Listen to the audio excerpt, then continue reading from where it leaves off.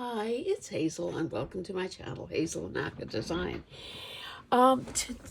Today we're doing something that I've been itching to do for a long time. I've had this little, book block sitting around forever as a reminder that I wanted to do this, and today is the day. So basically, what I intend to do is do some watercolor swatches, I guess maybe is a good word, on some book pages. And I do have some other book blocks here that are kind of vintagey and, kind of different sizes and different types of paper. So we'll see how the results might change. Now, what I was planning to do was do some of this ahead of time, but because watercolor dries so fast, I don't think it's going to be an issue. So what have I gathered around me? I've got this thing of water. I have a couple of spritz bottles for wetting my palette. Now, typically, I would use this brush, which is a Sable Synthetic Blend, a size 9, and just a round brush. This thing holds a lot of water, and or paint, so it's kind of a favorite. But I also thought that, maybe I can try this 2-inch bristle brush, because I think that it might leave some interesting strokes, because it's, so different. Like, it's square and it's bristly. And then I just brought this filbert along. It's a size 12, just to see how I like the look of this. Have my toilet paper roll here for blotting. And, okay, so, and I've also, because, of course, this is just book page with, various thicknesses and so on, it's going to, it won't take much at all to saturate the paper and have it warp and so on. It's not, this isn't intended to be wet. But that doesn't stop us in the journal making world or in the paper crafting world. But just to, I should probably fold this in half because the book is so small. Just to sort of prevent, getting everything wet for layers below, I have a piece of parchment paper in between layers. And as I mark them, I will tear them off, set them aside to dry. And as I said, it's not going to take long at all. So, to protect my desk, I have this desk calendar. This is from 2021. And the beauty of doing your messier stuff on a backdrop like this is because anything that happens to land on here eventually can be used in a drop, anywhere you'd kind of use your drop sheet papers. So it's probably out of sight here, but there's some overstamping that was done. So any paint splotches, any stamping marks, those will just add to the yumminess of the paper. Now, I have artist quality, professional artist quality watercolors, but I also have a number of these sorts of pan colors. Now, I couldn't find a brand name on this. This might, it says made in England. Had it forever and a day, made a little swatch card. I mean, is this not the cutest swatch card? Okay, admit it. Is this not the cutest little swatch card you have ever seen? Ever. Period. Full stop. And of course, it comes with a cheesy little brush. So, I would venture to say this is not Yarka. This one may be Yarka. In this case, because the The cover is clear plastic. I made another cute little swatch card and I taped it to the outside. So it's there, it's visible, and it's not going to get grungy. This one, can't tell where it was made. And then just to prove that, not that I have to prove anything to anybody, this is a Koi brand. And it says Pocket or Sakura. Pocket Field Sketch Box. It comes with its own little swatch card. And it has both the mixing palette here as well as this sectional one that sort of lifts out those little legs, fit in those holes. And this one is metallic-y. So that I thought might be a cool thing to have as well. So that's what we have going on that way. Now, of course, when I was painting watercolors on a full sheet of watercolor paper, a person would have a gigantic palette that would cover up all of my space here. And, you know, you'd squeeze paint into the different mixing wells and, you know, do that. But, of course, for our purposes today, that would be overkill. So, and you don't want to use the very best materials on a poor substrate like a book page, because that would be criminal. That would be downright criminal. So, let's dispense with any more, you know, preparatory talk and just get into this. So, maybe I'll use, and you know, because watercolor is obviously water soluble, most people that I know do not clean their little wells. Unless it gets kind of gross. Like, obviously, that was a brown that I would have mixed at some point. So, all a person needs to do here is to spritz this slightly. Where's the opening? Nothing like spritzing yourself first thing in the morning to reactivate those colors. And maybe these colors look kind of the juiciest and maybe the most saturated. So maybe that's the one I'll begin working with. So what was the final impetus to really get to, you know, stop talking about or stop thinking about it and just do it? And that was seeing Jean in the Masterboard Madness collab for March, when she did her day. What day was that? Not that it matters. You should be watching all of them. Let's just say that. She was using, I'm wetting my brush, blotting the excess off. She was, had done just some, I'm pretty sure it was on book page. She had done some, whoops, need a wee bit more water there.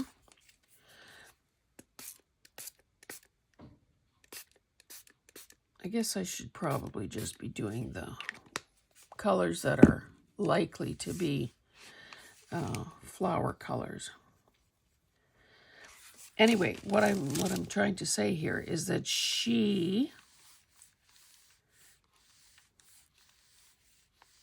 I like that sort of hit and miss effect there, so I think I might just leave that as it is.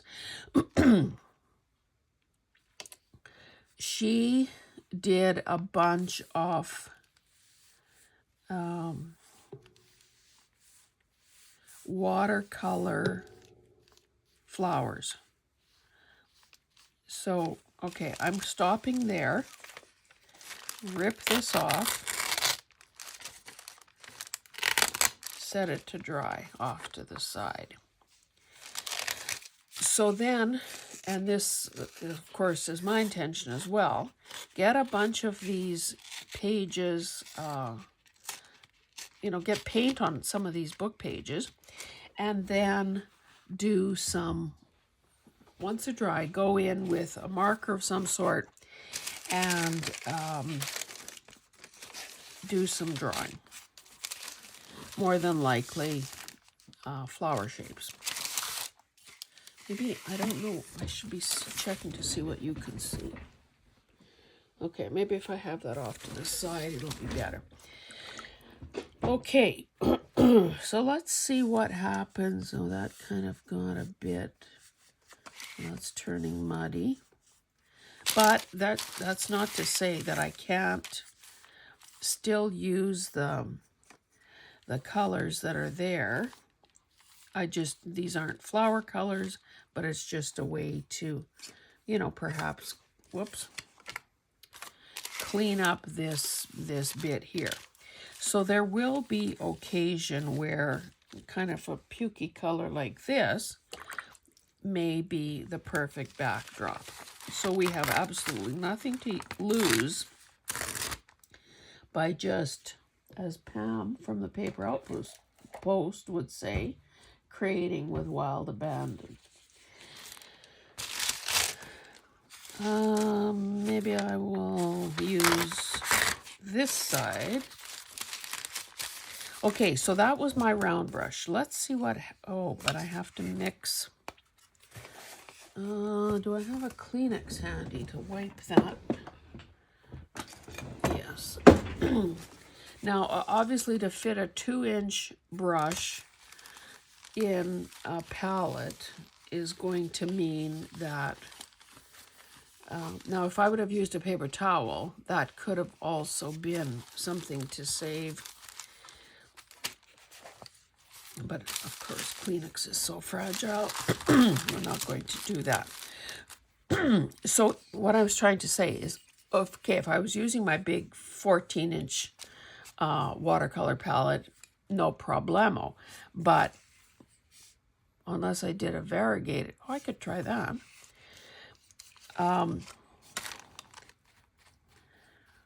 This will be kind of ombre-ish. Oh, that's going to be brilliant. She very humbly said of her I like that. Okay, now it's just like if I'm going to try to do that, I have to remember to turn the brush over. Okay, I'm going to stop there. Now, unfortunately, I rinsed that color off in the water. So now my brush is not going to be as dry as it was before. Let's try that again and hope that this is... It might still give the effect even though it's damp because, of course, the nature of the bristles. This says 100 pure bristle made in Indonesia. Oh dear. I got the ferrule and everything wet, so that's not the best. And now this page is wet. I'm just going to rip that one off. And we'll keep going here too. Goodness knows there's no shortage of book pages around here. So this is damp. Let's see what happens if we go this way. That maybe isn't enough pigment. So the red had sort of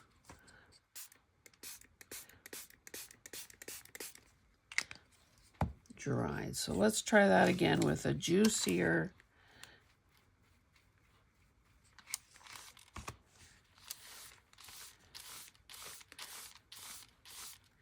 So you can imagine that this is going to, again, picking up more paint. This is going to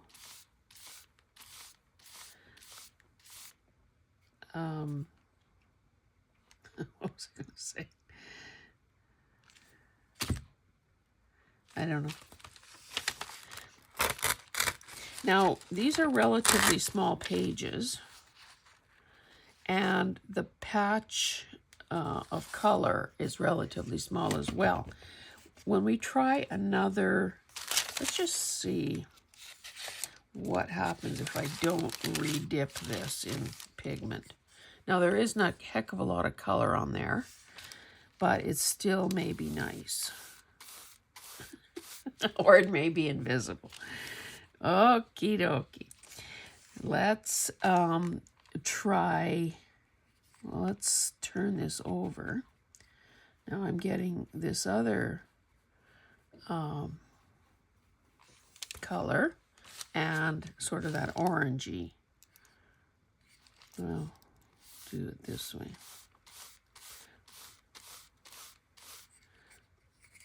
Now, this bristle brush, what is evident to me, I'm going to dip. What is evident to me is this bristle brush is not holding as much water, obviously, as brushes like this would. So I re-dipped it, and then of course I got, maybe I can go in with the corner here, add a little more red to this end. And it's sort of an ombre effect. I'll just set that one there. And maybe it is time to switch to one of the other books and see what how that paper responds. That is, whoa. This is even silkier feeling. Let's try that one.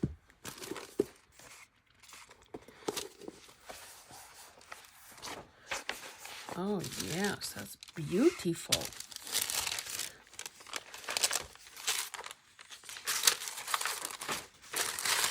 Okay, let's try the filbert brush and see what we get with that. So again, just wetting. Now, how have I avoided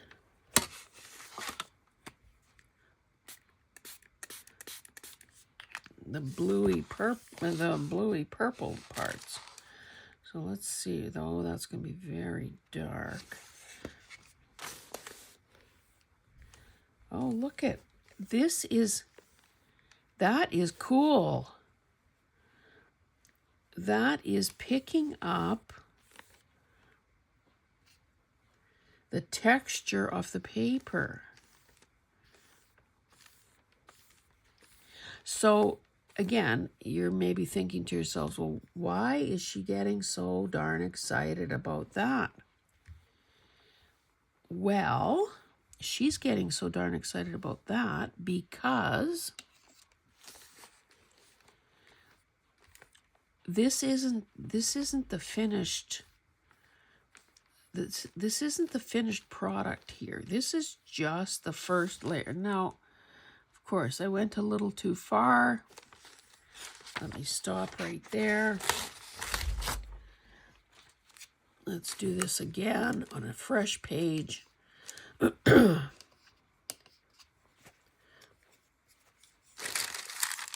And not keep adding color so that you can actually see what I'm talking about. And I'll hold it up, I'll hold it closer to the camera so you can see. So let's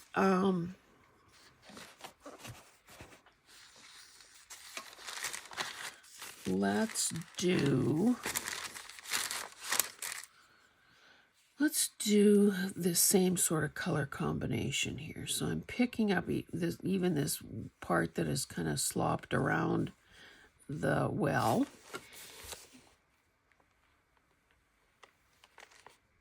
And as the pigment, disappears, you can see that it's kind of a very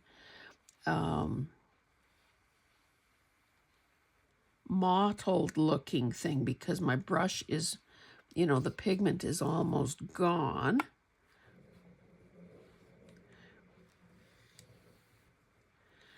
And I really like this kind of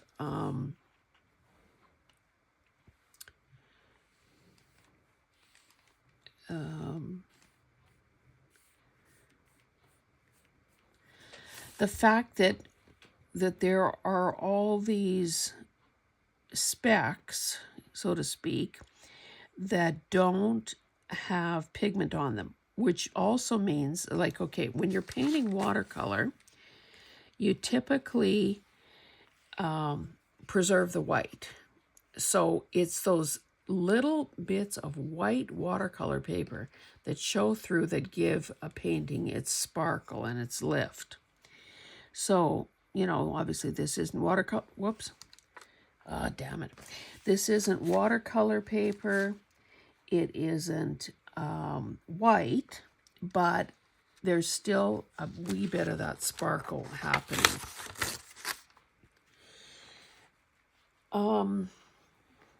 Again, I'm just going to continue experimenting and playing here and see what... Let's try to do some actual mixing of color. So I'm going to just, you know, transfer some color, to my palette. So that's kind of a tomato red. Maybe I'll pick up some of the orange.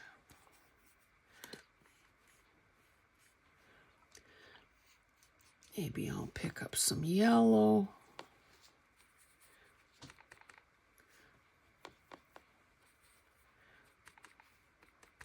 And that way, if I go back to the bristle brush, maybe I'll just do this over here. Oh, that's nice too. Just cleaning off my brush instead of transferring the color to the toilet paper roll. Maybe that'll be my sort of my stamp off sheet. Okay, let's try this brush again. Now, it's quite moist, so we'll try to blot some of that off. Oh, not this page. Well, I guess if I stick to the text part, it'll be fine.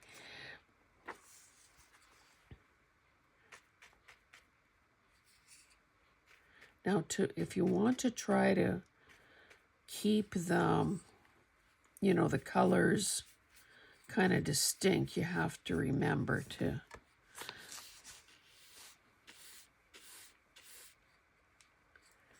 that isn't working as well as I'd hoped.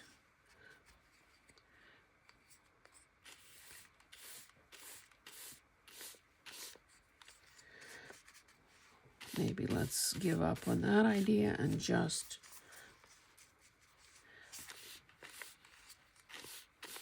yeah, the orange has overpowered everything. But again, this isn't a throwaway piece because we know that in nature there are a lot of flowers that color. Now I suppose, let's see what happens if I try to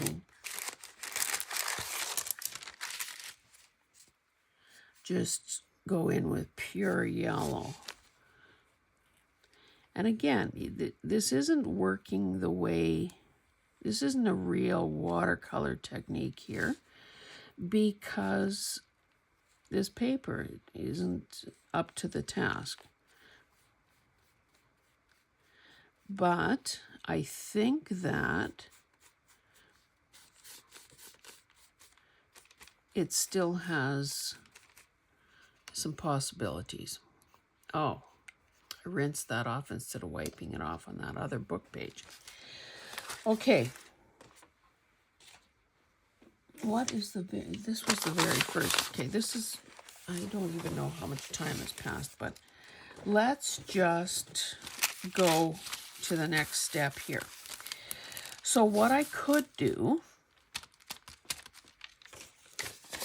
that one is not quite dry. That one is not too bad. Maybe I'll leave this for a second and I'll go to this one that is kind of, you know, more not what we wanted. And let's add some bluey, mauvey, bits on top. And we'll let this dry while I go back to that first.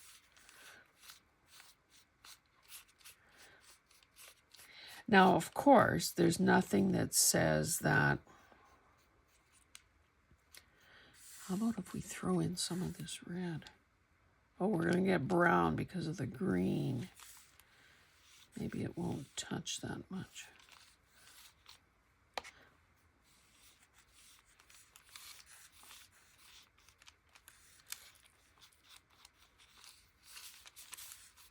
Imagine what we could do with real watercolor paper.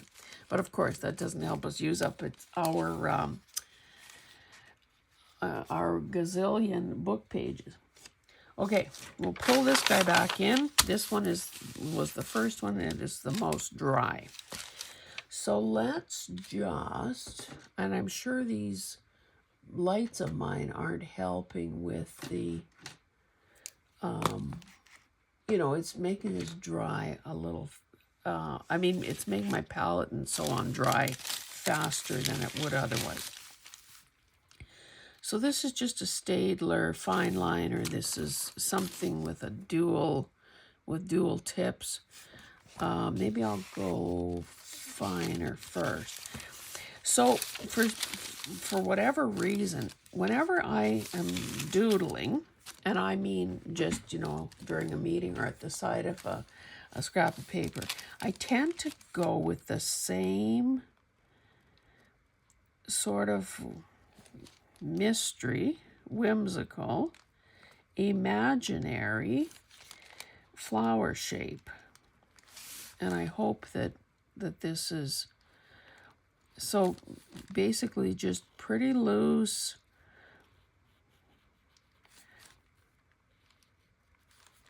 This pen maybe isn't up to the task here. Or, although it feels totally dry, maybe the paper is. And I might have to go over it with a different pen just so you can see. So we know that if we studied a flower, we know that petals kind of,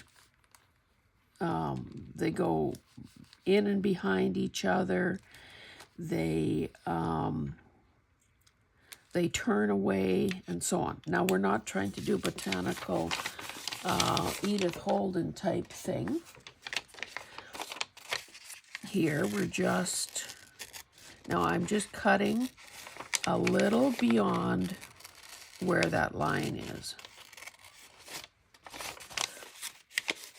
Now, I didn't do any more detail in the middle as with stamens and so on. That can certainly be added at some point, or depending on what a person does with this, it could also, be a bead or a sequin or flat back pearl or anything like that. So you can keep your options open. Now this ends up being a fairly good sized flower.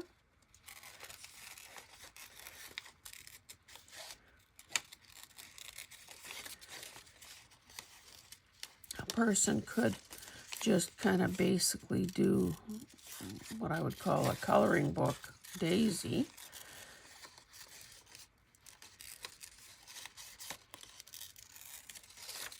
So this, if a person, mass made a whole slug of these. Now, maybe what I should do, even though my line is not there, well, number one, let's stop criticizing. Let's just leave it as it is. What I was going to say is that maybe I should cut into this so I have a little space there, more like the space between petals. Now, I feel okay, A-okay, throwing this away. If I was short of paper, like in what lifetime could that possibly be true? This could obviously also be collage fodder. So let's see if there's another one we can try. I should also, sorry you can't see this, but I'm going to rip this out of the book so it has a better chance to. And because this paper is better quality than this paper, this almost seems dry as well. So maybe what I could do here with a thicker or a different pen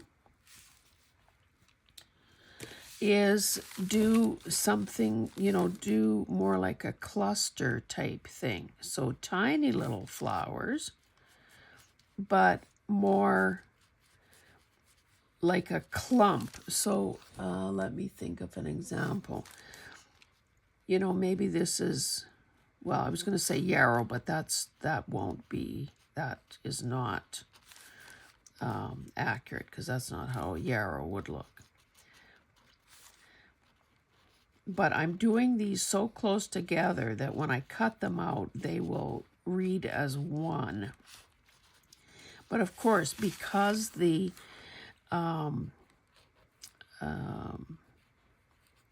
because of the text, because of the wiggly lines, it is going to look really good. I'm not going to bother with any stems on any of these things, because honestly, if this were to be added to a masterboard or a card or, you know, a journaling tag or whatever, it would probably, maybe I'll just add some darker marks as though it was, I don't know, the center of individual blossoms or something. And that's totally random. It's not in the center. It's just another way to add a bit of punctuation to this piece. Again, I'm going to cut around rather loosely so that so I'm not cutting off my squiggly lines there.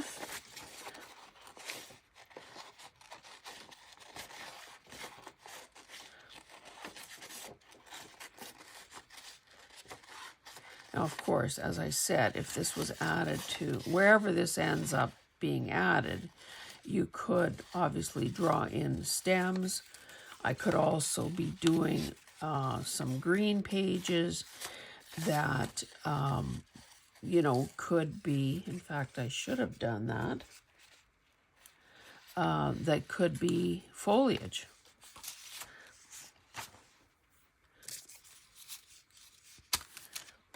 So I'll keep this because there are some more possibilities in the paper. So beautiful. Okay, let's maybe do one of the ombre type pieces here.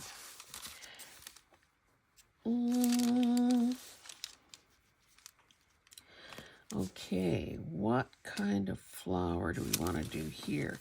Maybe we should try to sort of do something a bit smaller, because of course, depending how these are used, and of course I only have 2 at this point, but assuming that I had a whole box full of these in a variety of sizes and colors, you could do like a, you know, an English garden type effect.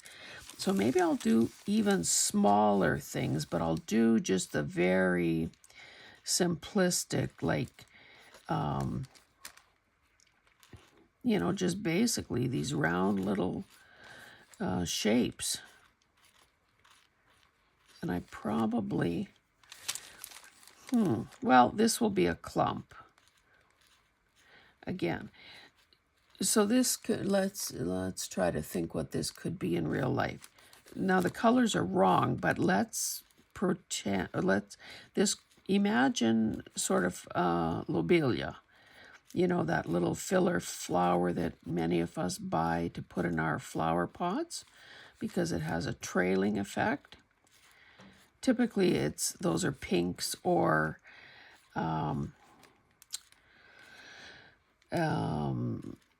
you know, shades of blue. But again, this is not a botanical study whatsoever. And again, you can see that I've gotten looser, or some might say sloppier, at the further along I'm going with this. I was just thinking, let's pull this out and hope it dries. Let's switch horses in midstream here. Why don't I do this like it was a lilac? So we know that a lilac is typically, you know, a variety of very tiny, teeny tiny little petals. Again, very loose. We're just creating the illusion. There's no way we're drawing every single little petal, but we're just creating the illusion. Again, I'm not sure how well this is showing up, you know, black on a very dark background here. But, okay, because lilacs tend to be in sort of this pyramid type shape, I will use this entire surface because, you know, if a person were doing a collage and this was a focal point on it, then a person may very well want something. Maybe this becomes the focal point. So it is, it could very legitimately be the largest thing on the page. So, again, doesn't look like much there, but let's cut this baby out. Again, in this case, I think I'm going to go kind of well beyond where the marks are. A little, you know, further away than I did with the other. Now, because I maybe got a bit carried away, the color here is very dense. We've got the, and maybe I should do more here where we've got the little sparkly white bits.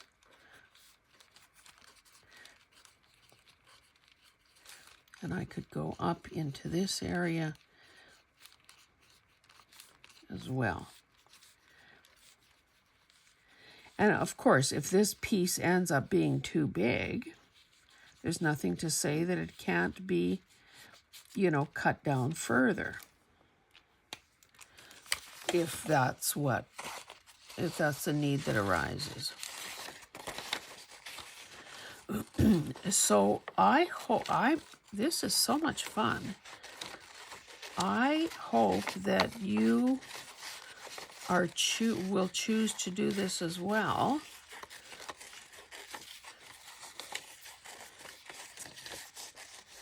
Because you can see there is no, and I don't even have any marks there, but I'm just basically taking advantage of all the color that I laid down there.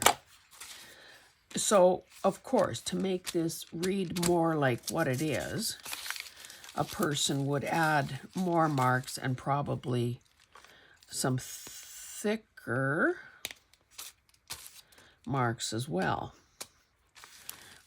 So especially over here where, you know, it's really kind of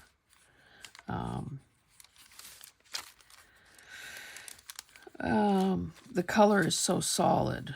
I've lost all the white.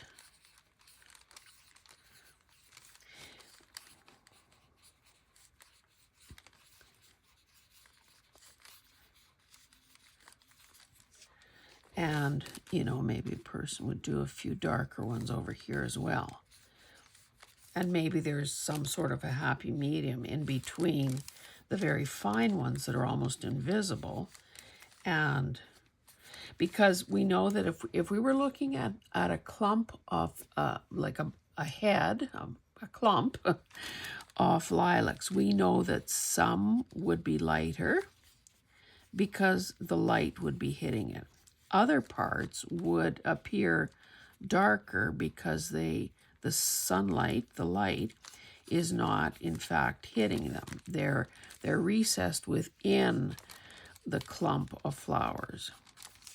So that's, that's not complete, but it's a good start. Maybe I should, just for the heck of it, use the thicker end here, maybe give this flower a scent of some sort. And because this is an imaginary flower, I can do whatever the heck I want in the middle. So I could make it sort of almost like,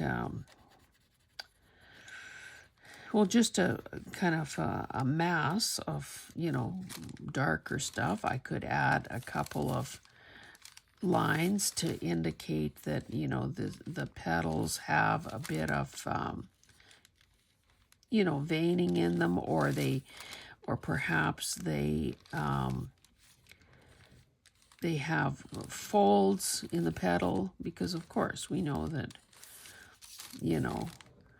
in real life things are. So that automatically adds a bit more, but maybe I want it to be even more dramatic, so I'll make parts of this even darker, right in at the bottom, right? And maybe I make a couple of marks like that look like actual stamens. So you can see how that in itself has added more depth. Whoops, why am I doing that?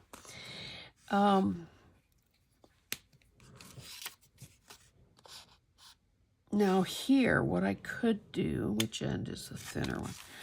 I could go in and add some, essentially what we would want to consider as shadows.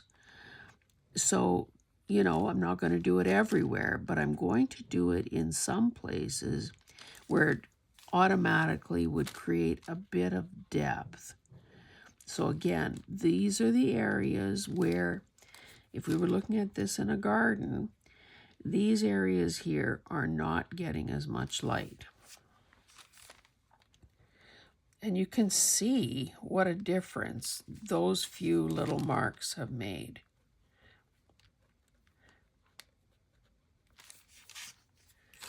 So we have the start of a flower garden here. Now I'm going to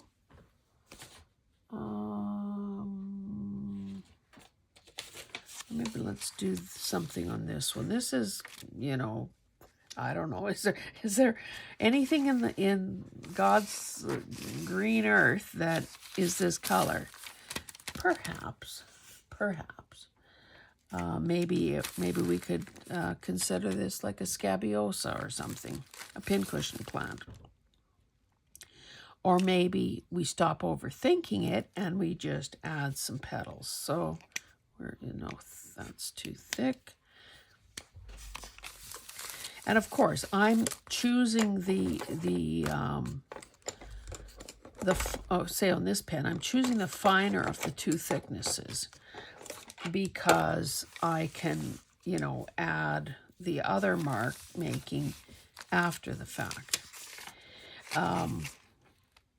There's nothing to say that I couldn't go in with the thicker pen. Do I see any possibilities for that? Well, let's try that approach. Perhaps on this one. Now this really got all blendy here. This is pretty, I would say pretty well dry, which is the thick end. Of course, it's the opposite of the one I chose. So let's just do like a grade 1 type flower.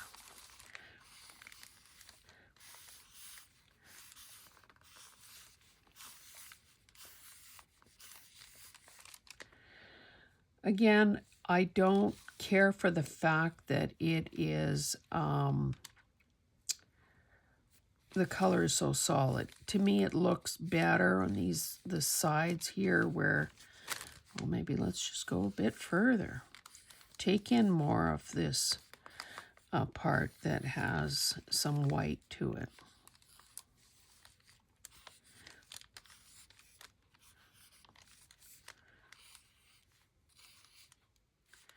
And of course, this is now becoming pretty gigantic. So, you know, maybe this ends up being the kind of flower or bit of collage fodder that you end up cutting in half on your page and have it bleeding off the edge of the page. Maybe we want to add just some detail. Again, very simple. I'm doing basically one line. Now, if anyone were to think to themselves, geez, I wonder what the heck that is. Do we really care? Now, maybe I'm going to just add a purpley center here.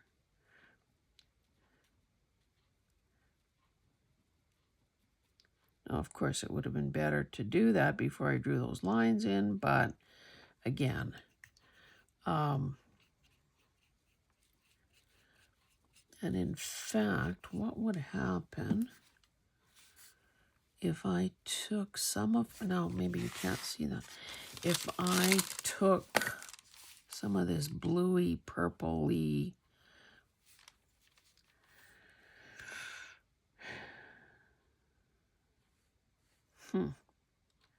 let's just try to gently add some of that like a shadow, because we know that if we're doing a shadow, blue and purple are typically the colors that we would be adding. You know, think about those snow paintings of snow, like a snowy field or whatever that you would see. The cast shadow is always going to be, probably in 9 out of 10 cases, it's going to be blue.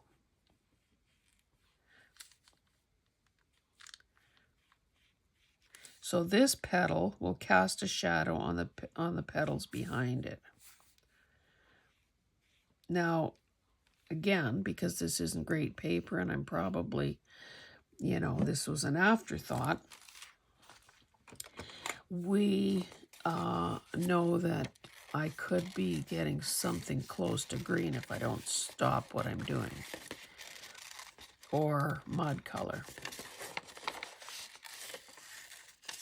But you can see how the very act of cutting this out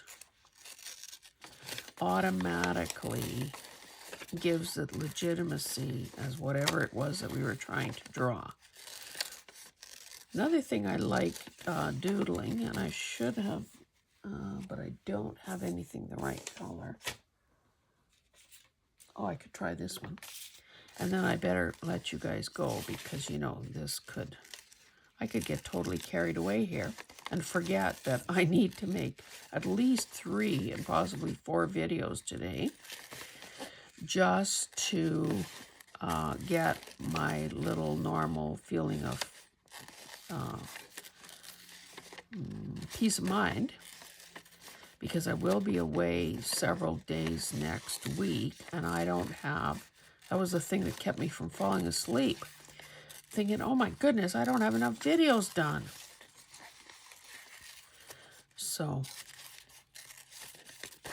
anyway, and I plunged right in today without saying thank you for being here, and thank you if you're a new subscriber. The Master Book Madness, of course, is exposing my channel and hopefully everyone else's to new people. And this is a pretty lopsided flower, but that's how it goes sometimes in the garden.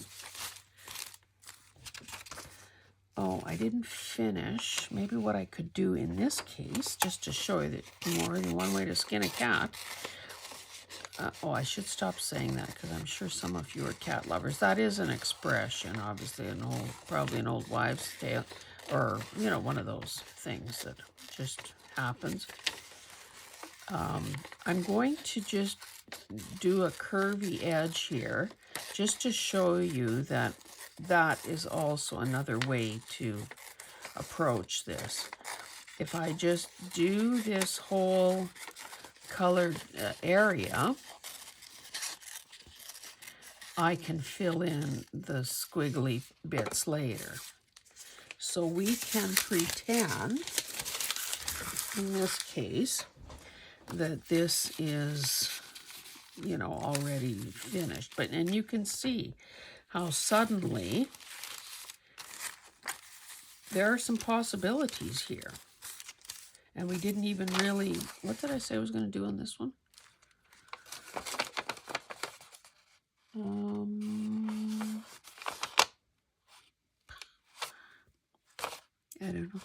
I don't know. I wish I would have. Now on here, I do have a bit of green. So let's pretend that I was mindful that all of these things are going to need some leaves.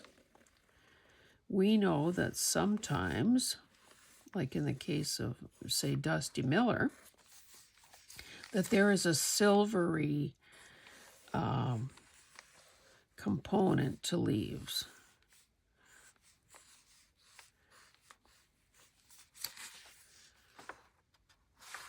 We got a bit of,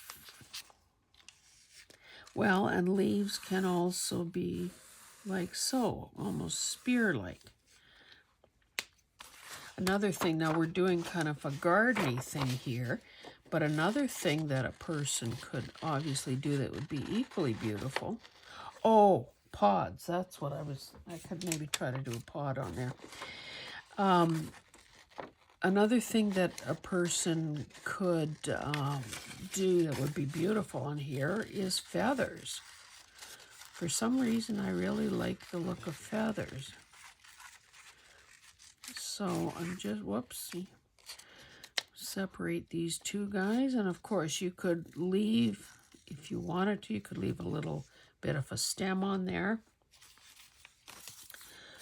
Or you could draw the stem in later whenever you are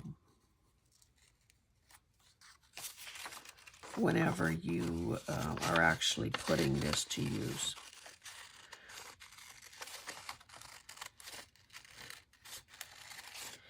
And again, if it turned, and of course, I've been talking and thinking and approaching this from the realism perspective, but we also know that it could be any color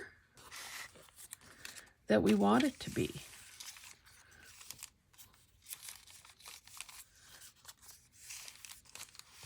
We've got some kind of a thing happening over here. And of course, because this stuff is also thin, we have the option of layering. So I love, oh, I'm doing this upside down. Again, it doesn't matter. I love the look of poppy pods. That's probably part of that Ukrainian heritage kind of thing.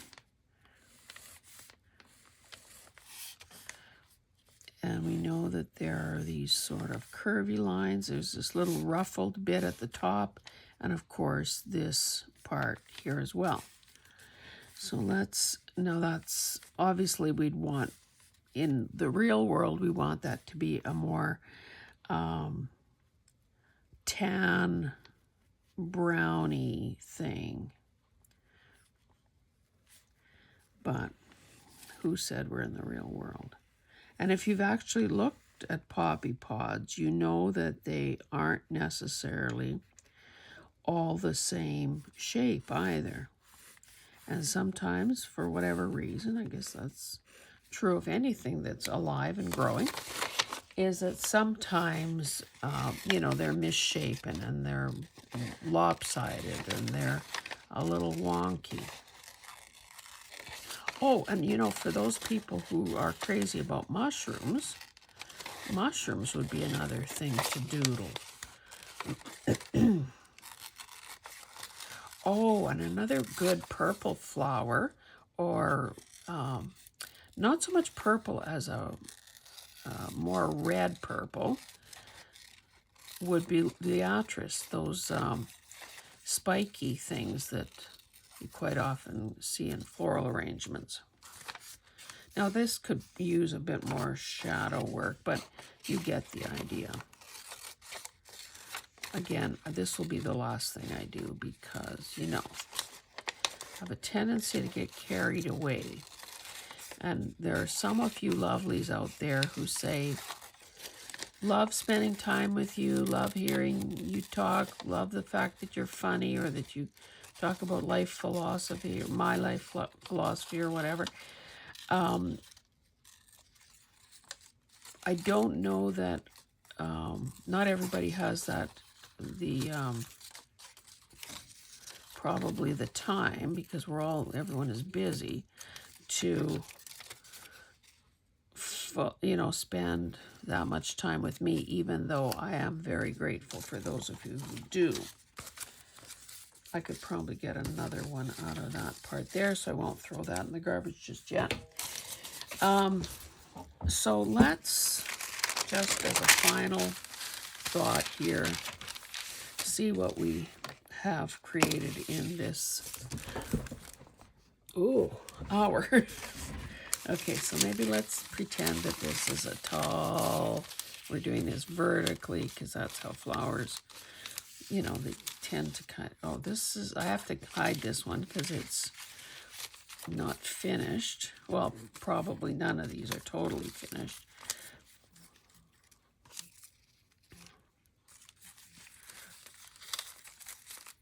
Don't have enough leaves to go around.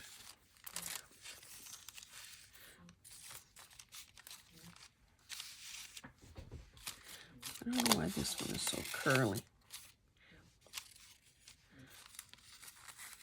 How's that for a floral arrangement? This one looks goofy because it's not done, but you get the idea. I hope that you have loved doing this. Now, unfortunately, I'm not going to be able to continue playing like this now that I have all this stuff spread out here because I have so many more videos to do. Anyway, thank you so much for being here. I hope that you have picked up a tip or two and have also decided or figured out that it's something that you too must try, because you can get a paint box of color for peanuts. All of us have book pages. They don't have to be vintage. They can be something you picked up, you know, something you are discarding from your own library, something that you picked up at a thrift store for pennies on the dollar. And yeah. Anyway, thanks guys for being here, and we will see you in the next one. Bye.